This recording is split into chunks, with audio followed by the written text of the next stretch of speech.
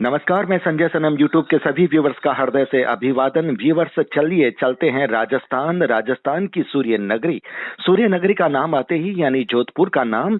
और जैसा कि आपको मालूम है कि हमने कोलकाता में रहकर राजस्थान नगर निगम के कई चुनावों को हमने रिकॉर्ड किया था, उम्मीदवारों के इंटरव्यूज लिए थे, असंतोष को व्यक्त किया था और किस तरह से कहां पर सेंधमारी हुई, गुटबाजी हुई, उन सभी घटनाओं का सिलसिलेवार विवरण हमने अपने चैनल में आप तक पहुंचाया था। आज हमारी जिस शख्सियत से मुलाकात हो रही है वो खास है, क्योंकि जोधपुर की प्रथम महिला के रूप में अब उनका नाम है विनीता सेठ जी, जो कि भारतीय जनता पार्टी की कद्दावर नेता राजस्थान से कही जा सकती है, क्योंकि उन्होंने भारतीय जनता पार्टी के संगठन के बहुत सारे पदों को उन्होंने जिम्मेदारी पूर्वक निर्वाह किया है। वो महिला मोर्चा की उपाध्यक्ष रही हैं, महामंत्री रही हैं, अध्यक्ष रही हैं और अब पहली बार उन्होंने पार्षद का चुनाव लड़ा और पार्षद में तो जीती, लेकिन जोधपुर की मेयर भी बनी। हमारे साथ फोन लाइन पर इस वक्त जुड़ रही हैं सुश्री विनीता सेठ जी। विनीता जी। हेलो। विनीता जी, मेरी आवाज आ रही है? बिल्कुल आ रही है। विनीता जी, सबसे पहले डिजिटल फर्स्ट न्यूज की तरफ से और डिजिटल फर्स्ट न्यूज के सभी व्यूवर्स की तरफ से आपका हृदय से अभिनंदन। आपकी जीत पर आपको बहुत बहुत बधाई, शुभकामनाएं। धन्यवाद विनीता जी। जी जी जी विनीता जी, आप हमसे शुभकामनाएं। जी जी जी, नव वर्ष की भी आपको बहुत बहुत शुभकामनाएं। विनीता जी, आपके बारे में जो हमने सुना बहुत रोचक बात रही। हालांकि पार्टी के जब कोई व्यक्ति काम करता है, कार्यकर्ता काम करता है, तो उसे पार्टी के विभिन्न पदों में दायित्व दिया जाता है, लेकिन आपके लिए बिल्कुल ऐसा रहा जैसे कि मोदी पहली बार सांसद बने और सांसद बनते ही प्रधानमंत्री बन गए। ठीक उसी तरह से जोधपुर की विनीता सेठ पहली बार पार्षद बनी और पार्षद बनते ही जोधपुर दक्षिण की वो मेयर बन गई। जी।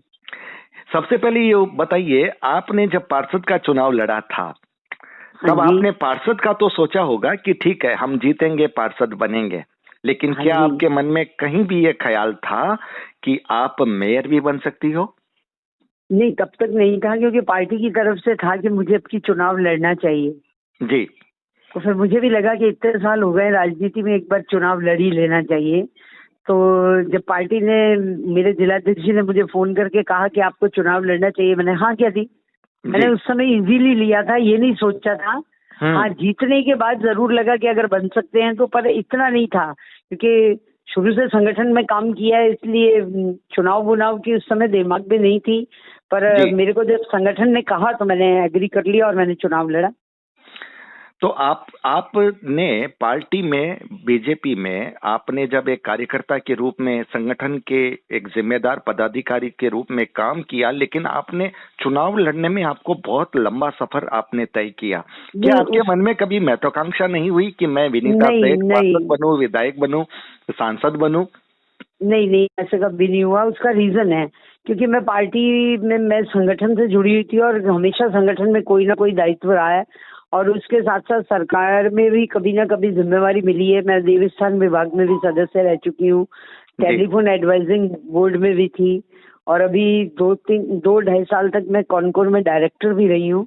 तो ये नहीं था कि संगठन के साथ साथ पार्टी ने दूसरी जिम्मेवारियां भी दी थी, तो इसलिए कभी चुनाव लड़ने का ऐसा कभी नहीं आया। चुनाव लड़ना और एक सीधी तौर पर कोई पार्टी की जिम्मेवारी लेना, यानी सीधी तौर पर पार्टी की जिम्मेवारी का मतलब कई बार पार्टी की तरफ से मंत्री सरीखा पद भी मिल जाता है, मतलब मंत्री के जितने ही उसके सुविधाएं रहती है। तो आपको चुनाव में कितना फर्क महसूस हुआ और क्या आप आश्वस्त थी कि चुनाव लड़ने के समय, नॉमिनेशन फॉर्म भरने के वक्त विनीता सेठ जीत जाएगी? बिल्कुल, आप आश्वस्त थी, चूंकि इस बार कांग्रेस की सरकार है प्रदेश में और कांग्रेस पर आरोप लग रहा है आपकी पार्टी के द्वारा कि उन्होंने परिसीमन किया है और परिसीमन करके वार्डों को काटा है, कम्युनिटी के आधार पर भी वार्डों को कहीं विभाजित किया है, जिससे कि वो चुनाव जीत सके। तो आपके सामने चुनौती नहीं थी? ये सामने ही दिखा है, उन्होंने जो वार्ड डिस्ट्रीब्यूट किए, और जोधपुर में जो 60 थे, 65 वार्ड थे हमारे, और उनको एकदम 160 में बांटा। वो इतनी जरूरत नहीं थी। कहीं इतने छोटे हैं कि 2000 वोटर ही हैं, और कहीं अगर वोटर 4000 है, पर वो एरिया इतना बड़ा है कि उसको कवर करना मुश्किल था। पर उन्होंने जो कुछ भी किया वो एक ये था कि उनकी एक स्ट्रेटेजी थी कि इस तरह से कांग्रेस का एक बोर्ड बन जाए, और दूसरा ये था कि इसमें कोई वो टक्कर दे सके। पर मैं आपको एक सीधी सी बात बताऊं, ये जो कुछ भी परिसीमन हुआ उससे हमें नुकसान नहीं हुआ, बीजेपी को फायदा हुआ। बीजेपी के पास ये जो था कि हम है ना 160 हमारे पास, उन्होंने एंड टाइम पे कैंडिडेट अपने डिक्लेयर किए जबकि हम पहले से कर सके थे, इसलिए। पर जो भी किया उससे बहुत छोटे वार्ड होने से कई बार लोगों को परेशानी होगी काम करने में, हमारे को निगम में भी परेशानी आ रही है, सरकार को भी होगी और जनता को भी परेशानी होगी, क्योंकि एक ही वार्ड के 2 हिस्से 3 हिस्से कर दिए। अब उसमें एक गली में जो कर्मचारी जाता है उसको ये लगता है ये वार्ड वहाँ है, वो वार्ड वहाँ है, उसकी दिक्कत आ रही है। तो वार्ड का परिसीमन कम से कम राजनीतिक रूप से नहीं होना चाहिए था। बिल्कुल बिल्कुल, आपने बहुत सही बात कही। वार्ड का परिसीमन जनता के हित के हिसाब से होता तो उचित था, लेकिन राजनीतिक नफा नुकसान को देख करके नहीं किया जाना चाहिए था। लेकिन विनीता जी, मुझे एक बात बताइए, कांग्रेस ने जो भी किया राजनीतिक दांवपेच खेला, उसमें कांग्रेस को लाभ हुआ? जयपुर में भी हुआ, जोधपुर में भी हुआ है। हाँ, हम एक बात कह सकते हैं कि हाँ एक एक बोर्ड वो अपना बना पाए, वो उसमें ऐसा नहीं है, क्योंकि फर्स्ट टाइम ये था कि उन्होंने कहीं कहीं कम्युनिटी बेस्ड भी देखा कि भाई पर्टिकुलर इस तरह के वार्ड बनाए कि जहाँ पे एक ही कम्युनिटी को वोट दिया, वोटर खड़ा देंगे और वो कांग्रेस माइंडेड है। तो ये जरूरी नहीं है कि वो हमेशा कांग्रेस के ही रहेंगे, ये वो सोचे। इस बार हो सकता है कि वो अपना बोर्ड बना पाए, अगली बार दोनों ही हम बना सकते हैं, ऐसी बात नहीं है। तो ये हमेशा के लिए नहीं उनके रहना वाला, पर जो उन्होंने किया है वो फ्यूचर में एडमिनिस्ट्रेटिव लेवल से भी और जनता के हिसाब से भी हमारे लिए परेशानी करने वाला है। बल्कि मतलब ये कहा जाए कि कांग्रेस ने शॉर्ट टर्म गेन तो कर लिया, लेकिन ये शॉर्ट टर्म गेन जो है काम करने के लिए बहुत भारी पड़ रहा है, बहुत भारी पड़ रहा है। मुझे एक बात बताइए, 2 आपके नगर निगम बन गए हैं, एक में कांग्रेस है, एक में आप हैं भारतीय जनता पार्टी की। जी। सरकार की तरफ से क्या कोई पक्षपात की नीति भी चल रही है? बिल्कुल चल रही है। अभी सेंट्रल गवर्नमेंट की तरफ से हमारे को जो एनवायरनमेंट को लेके और स्वच्छता मिशन को लेके वहां से सेंट्रल गवर्नमेंट से करीबन 50 करोड़ के समथिंग आया था। तो वो सारा का सारा फंड जो है 30 लाख ऐसा कुछ समथिंग था, मतलब अभी पूरी याद नहीं मुझे, 30 का तो पता है। हाँ। तो मतलब जो उन्होंने भेजा फंड वो पूरा का पूरा उन्होंने कांग्रेस बोर्ड को तीनों जगह पे, जयपुर में भी और जोधपुर में भी, जहाँ कांग्रेस का बोर्ड है उसको दे दिया और उनको नोडल बना दिया। जबकि सिटी के एरिया में इतना पॉल्यूशन नहीं है, जो हमारे इंटर सिटी है जालोरी गेट के अंदर, जो बाहर का शहर है, सारी इंडस्ट्रीज वहाँ हैं, सारी कुछ वहाँ है। अब वहाँ पे उसका नाम लेते हैं पॉल्यूशन का है और हमारे पास 1 रुपया नहीं है। बहुत बड़ी बात आपने कही, क्योंकि वहाँ पर आप है, वहाँ पर बीजेपी का मेयर है, इसलिए कांग्रेस ने वहाँ पर फंडिंग नहीं की, जबकि आवश्यकता वहाँ पर थी। क्या जनता के बीच में आपका ये संदेश पहुँच रहा है? आप पहुंचा पा रहे हैं? पहुंच रहा है, जनता अपने आप समझ रही है। आजकल एजुकेटेड लोग हैं और न्यूज़पेपर टीवी सब देखते हैं, तो वो सब समझे हुए हैं, ऐसी कोई बात नहीं है। और अभी आज महीने 1.5 महीने से बने हुए हैं, जैसे एम्प्लॉयज भी हैं, अब उन्होंने एक जैसे डिवीजन किया। हमारा एरिया बहुत बड़ा है, सारे हॉस्पिटल, मेजर हॉस्पिटल जो है वो जो हमारे इसमें एरिया में है, सारा ट्रैफिक का भी बहुत लोड है, फिर भी लोग उसको समझ रहे हैं और कोऑपरेट कर रहे हैं। मतलब लोग आपको कोऑपरेट कर रहे हैं, लेकिन कांग्रेस की सरकार आपको कोऑपरेट नहीं कर रही, क्योंकि आप विरोधी खेमे के हैं।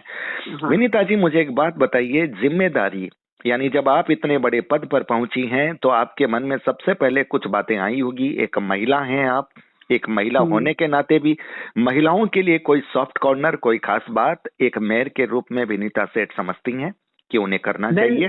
मैं सबसे ज्यादा ये समझती हूँ कि एक तो जितनी लेडीज हैं उनका सहयोग बहुत मिल रहा है, क्योंकि पहले जो था ये कचरा वगैरह को सफाई को लेके तो वो अवेयर हो रही हैं। दूसरा मुझे ये लगता है कि उनके पास काम का बहुत लोड होता है, तो मैंने ये किया है कि जैसे टैक्सी वगैरह जो सफाई की है वो डोर टू डोर जाके उनसे कलेक्ट करें और अच्छी तरह से करें। इसी तरह से मेरी एक इच्छा हो रही है कि मैं इनको अपने इस पार्ट में जोड़ूं, क्योंकि औरतें जहाँ होती हैं वह ज्यादा आसानी से काम करती हैं और जी वो हर के घर तक भी इजीली पहुंच सकती हैं। जी। तो मैं ऐसी कई ऑर्गेनाइजेशन से कांटेक्ट कर रही हूँ ताकि वो हमारे को सहयोग कर सकें, क्योंकि मेरी सबसे बड़ा एम है कि जोधपुर को एक बार स्वच्छता में नंबर 1 पे ले आए। बिल्कुल, आपका एम है जोधपुर को स्वच्छता में नंबर 1 पर लेकर आए। तो एक मेयर के रूप में अब आपके सामने चुनौती क्या है, जबकि सरकार आपके साथ सहयोग में नहीं हमारे है? पास सबसे बड़ी चुनौती है पैसा। फंड होगा तो हम सारे काम कर सकेंगे। और वो फंड पक्षपात का वो रवैया फंड हो का रहा है। हमारे पक्षपात भी है। दूसरा, हमारे जोधपुर में ये है, बाकी सब जगह जितने भी निगम है राजस्थान में, उनको जो भी वहाँ पे एम्प्लॉयज हैं उनका पेमेंट गवर्नमेंट करती है। हमारे यहाँ पे क्योंकि चुंगी के हिसाब से था और चुंगी अब जोधपुर में खत्म हो गई है, तो जी उसके पेमेंट के लिए जो रेवेन्यू कलेक्ट होता है वो सारा एम्प्लॉयज के पेमेंट में चला जाता है। तो डेवलपमेंट के लिए हमें फिर गवर्नमेंट की तरफ देखना पड़ता है। इससे अगर सरकार एम्प्लॉयज का पूरा फंड देना शुरू कर दे तो हमें एक बेनिफिट ये मिल जाएगा कि जो हम कलेक्शन करते हैं रेवेन्यू का, उसको जोधपुर के डेवलपमेंट में खर्च कर पाएंगे। तो आपके सामने चुनौती है, तो फिर विनीता सेठ इस चुनौती को पार कैसे पाएंगी? पार तो पालेंगे, ऐसी कोई बात नहीं है। सेंट्रल में गवर्नमेंट हमारी है, हमारे जो केंद्रीय मंत्री हैं यहाँ से गजेंद्र सिंह जी, उनकी भी हेल्प रहेगी। और अभी उन्होंने की भी है, जैसे इन्होंने एक रोड थी, एलिवेटेड रोड को, एक ड्रीम प्रोजेक्ट था सबका, उसको हमारे यहाँ के यूडीएच मिनिस्टर आए थे और मना करके चले गए। फिर गज्जू बन्ना ने उसको वापस जो है करवाया और अब उसको सैंक्शन करवा दिया है नितिन जी गडकरी से। तो इस तरह से हमारे सेंट्रल में गवर्नमेंट है और मंत्री हैं तो वो काम तो करेंगे। और खुद एक बात ये भी है कि जो सीएम है वो जोधपुर के ही हैं, तो मुझे नहीं लगता कि वो कुछ ज्यादा करेंगे। वो भी ये समझते हैं कि जोधपुर का डेवलपमेंट होगा तो उनका ही नाम होगा। क्या बात है विनीता तो जी, उम्मीद है कि वो सहयोग करेंगे। आपने बहुत चतुरता से बहुत शानदार बात कह दी है। तीर बिल्कुल निशाने पर आपने दिया है कि सीएम जोधपुर के हैं, अब जोधपुर की आन बान शान रखना उनका भी दायित्व बनता है। पार्टी हित से ऊपर उठकर उन्हें जोधपुर के लिए सोचना पड़ेगा, क्योंकि अपनी मातृभूमि को अगर वो अनदेखा करेंगे तो फिर जनता उन्हें माफ नहीं करेगी। विनीता जी, कोई खास मैसेज आप देना चाहती हैं एक महिला होकर के? आपने इतने साल तक धैर्य रखते हुए संगठन में काम करते हुए अब चुनाव तक आप आ गई। वैसे भी बहुत धैर्य होता है। महिलाओं में वैसे भी धैर्य होता है। महिलाओं में जल्दबाजी नहीं होती है?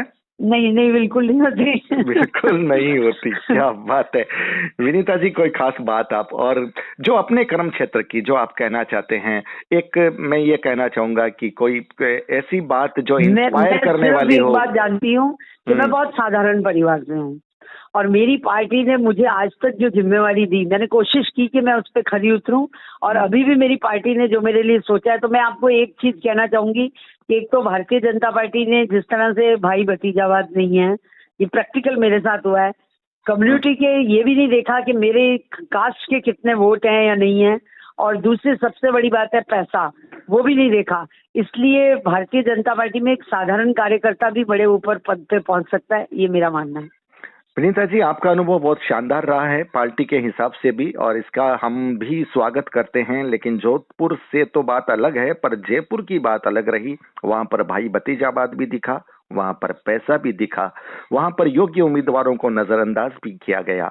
लोग कहते हैं कि जहां धन की पोटली आई टिकट उधर चली गई, लेकिन आपके लिए ऐसा नहीं हुआ। तो ये बहुत अच्छा संकेत है और हम ये आशा करते हैं कि पार्टियां अच्छे व्यक्तित्व को चुने, टिकट में धन को न चुने, ताकि लोगों का भला हो सके और सही रूप से जिम्मेदारी निर्वाह हो सके। आपसे बस अब छूटते छूटते एक बात ये कहना चाहूंगा कि आपका सबसे पहला टारगेट क्या है विनीता जी? सबसे पहले, अभी 5 साल का वक्त है। 5 साल में एक तो स्वच्छता रहे जोधपुर में, दूसरी ग्रीनरी, हरियाली रहे, बहुत जरूरी, सफाई और हरियाली, ये 2 चीजें आप रखेंगे। और क्या एक बात आपके मन में यह भी आ रही है कि जो महिलाएं अशिक्षित है उन्हें शिक्षित किया जाए, जो महिलाएं घर में रोजगार कर सकती है उन्हें रोजगार के लिए भी किया जाए? महिलाओं में उत्पीड़न, महिलाओं के साथ जो उत्पीड़न होता है घर के अंदर घर के बाहर, उस पर भी विनीता सेठ क्या कुछ सोच रखती है?